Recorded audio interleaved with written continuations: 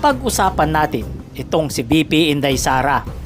Siya ay trending ngayon dahil sa kanyang pag-aalboruto at pagtatampo dahil inalisan siya ng 75 na security guard o bodyguard na naka-assign sa kanya.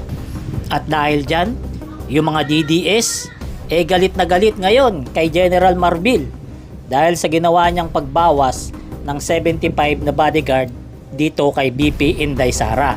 Ngayon, gaano nga ba kahalaga ang bodyguard? Ilan nga ba ang mga bodyguard ng mga nagdaang Vice President natin? Pag-usapan natin yan. Unahin natin etong si Noli De Castro. Itong si Noli De Castro, sa kanyang pagiging Vice President, maniniwala ka ba na 6 lang ang kanyang bodyguard? Parang ang hirap maniwala. Isang Vice President, 6 lamang ang bodyguard. Pero yan ay totoo. At itong si VP Binay naman, nung siya ay Vice President, ang kanyang bodyguard lamang ay 5. Opo, tama po narinig nyo, 5 lamang.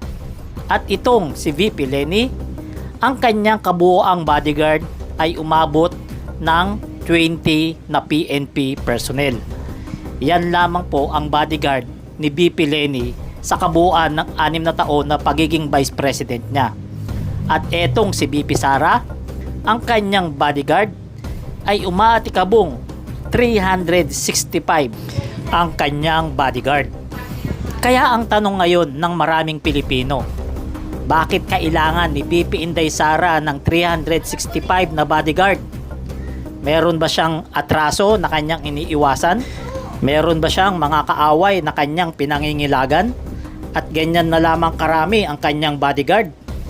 Hindi kaya sayang lamang ang pasahod ng gobyerno sa mga bodyguard niya na yan? Hindi kaya kalabisan na ang magkaroon ng ganyang bodyguard? Ang trabaho lang naman niya reserba ni President Bongbong Marcos. Dahil kung tutuusin, napakarami ng bodyguard na yan para lamang sa isang tao. Oo nga, Vice President siya. Pero itong 3 naging Vice President din. Pero hindi naman ganyan kadami ang kanilang bodyguard. Hindi tuloy maiwas isipin ng ilan nating mga mapagbirong mga kababayan. Baka sa 365 na dyan, 350 ay mga ghost employee daw. Yan lang naman ay pabiro ng ating mga kababayan.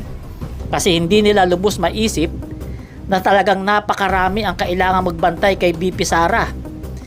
Na kung tutuusin, wala naman siyang masyadong ginagawa.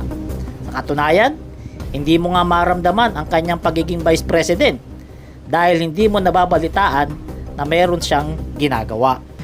Pero kung kayo ang tatanungin mga kapalerista, kailangan ba ni VP Sara ng ganyan karaming bodyguard? I-comment nyo na lang inyong reaction para ating mapag-usapan. Salamat.